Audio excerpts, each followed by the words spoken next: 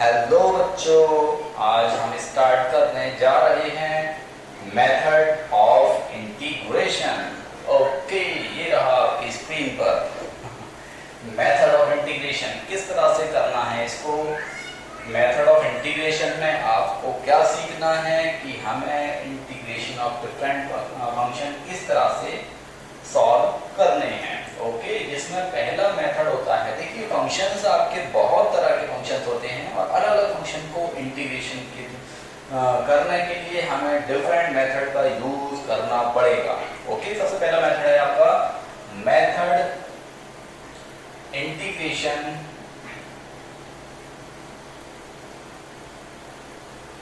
Bye substitution.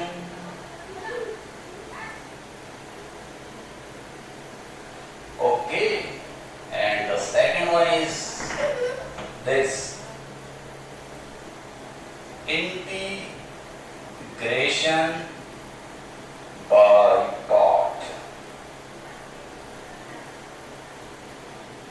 Okay, yes, and the third one is integration of rational function. Rational integration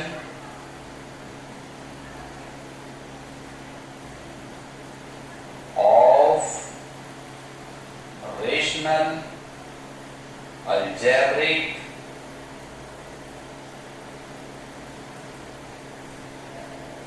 function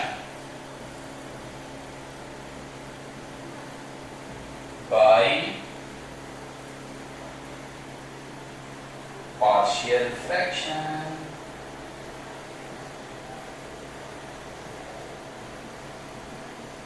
okay, ये तीन method हैं बच्चों आपको integration solve करने के। और इस तरह से इन मेथड का यूज करना है, ये मैं आपको बताऊंगा किस तरह से इन मेथड्स को यूज करना है। सबसे पहला मेथड है आपका integration by substitution.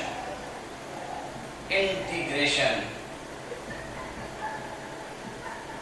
Bye substitution. Okay, इस मेथड को हम डिस्कस करने जा रहे हैं। ओके, किस तरह से, देखिए सब्स्टिट्यूशन का यूज कब करना होता है बच्चों, जब कोई भी फंक्शन अपनी स्टैंडर्ड फॉर्म में ना होकर, लाइक दिस मैंने आपको बताया था y equal to fx this is the function. Okay, like that sin x cos x sin 2x cos 2x, sorry sin x cos x log x e की power x e की power x tan x cot x x की power n, इस तरह के basic functions होते हैं। अगर कोई फंक्शन इस टाइप का हो, यानी कि x लीनियर तो होना चाहिए बट x के मल्टीप्लाई में a और प्लस में या माइनस में b हो, इस तरह के फंक्शंस अगर हैं y equal to ax plus b, तो फिर हम वहां पर इंटीग्रेशन किस तरह से करते हैं ये मैं आपको अब समझाने जा रहा हूं। ठीक है, तो देखिएगा किस तरह से करते हैं क्वेश्चंस को। इसको मैं साफ कर देता हूं, मेथड आप एक एक करके डिस्कस करेंगे, लिखने की जरूरत नहीं है। ओके, यस, तो सबसे पहला मेथड हम डिस्कस कर रहे थे इंटीग्रेशन बाय सब्स्टिट्यूशन। ओके, तो जैसे कि अगर हमें f a x plus b, एक मिनट, जैसे कि अगर मान लो कोई फंक्शन है, बेसिक स्टैंडर्ड फंक्शन है जिसका इंटीग्रेशन है बच्चों fx, ठीक है, और हमें इंटीग्रेशन जैसे कि fx का इंटीग्रेशन तो आपको पता ही है क्योंकि ये स्टैंडर्ड बेसिक इंटीग्रेशन कोई फंक्शन होगा जिसका इंटीग्रेशन हमने कैपिटल fx मान लिया है। ओके, अगर function f a x plus b है तो फिर इसका इंटीग्रेशन क्या होगा, यानी कि fx का इंटीग्रेशन अगर कैपिटल fx हो तो x की जगह पर अगर ax प्लस b आता है तो फिर इसका इंटीग्रेशन हम किस तरह से करेंगे वो देखिएगा यहाँ पर। ओके, तो इसके लिए हम क्या करते हैं, मेथड ऑफ सब्स्टिट्यूशन क्या करना होता है, इसको आप i मान लीजिए ax प्लस b। ठीक है, यहाँ पर हम सब्स्टिट्यूशन मेथड का यूज करते हैं, यानी कि हम क्या करेंगे, जो ax प्लस b है उसको हम पूरा टर्म को एक ही वेरिएबल में कन्वर्ट करेंगे।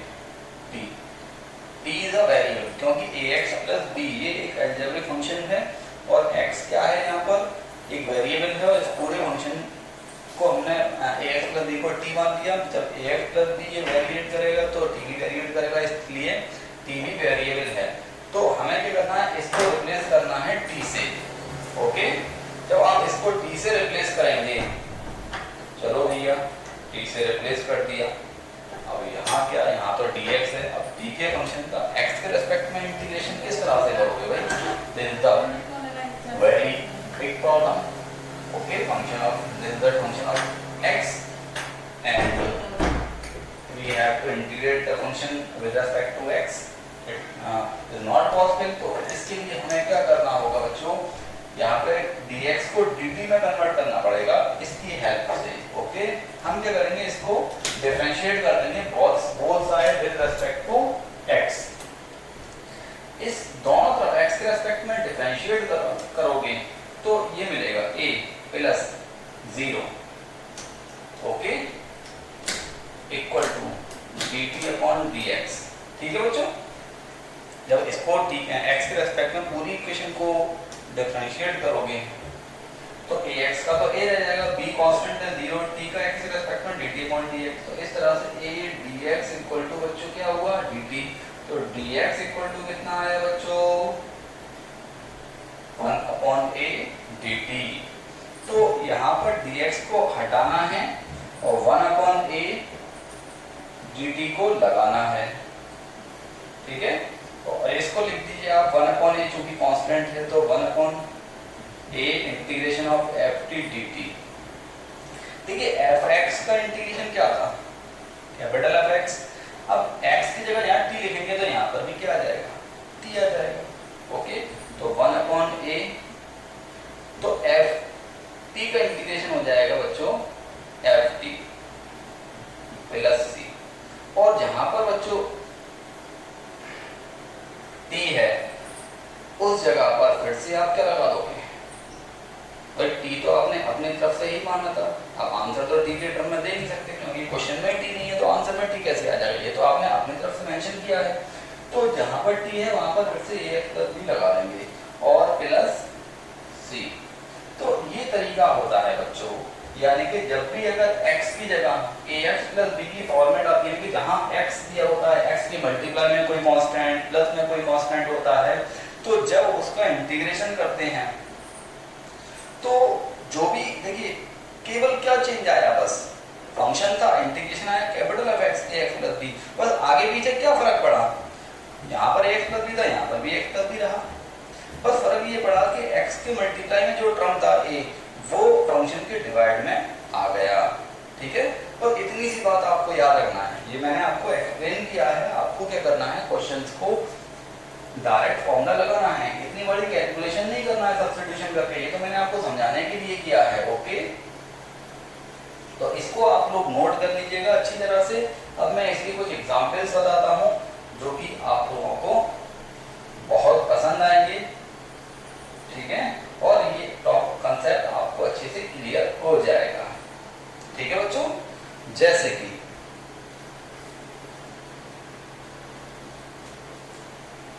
Integration of ax plus b की पावर n dx। ओके, इसका इंटीग्रेशन करना है ax प्लस b की पावर n। जो मैंने बेसिक फंक्शंस जो लिखाए थे इंटीग्रेशन के, उसमें मैंने आपको कहा था x की पावर n का इंटीग्रेशन क्या होता है। ओके, तो मैंने बताया था कि x की पावर n का इंटीग्रेशन x की power n plus 1 upon n plus 1 होता है। पर यहाँ पे तो x दिया नहीं है पेज में, यहाँ क्या दिया ax प्लस b।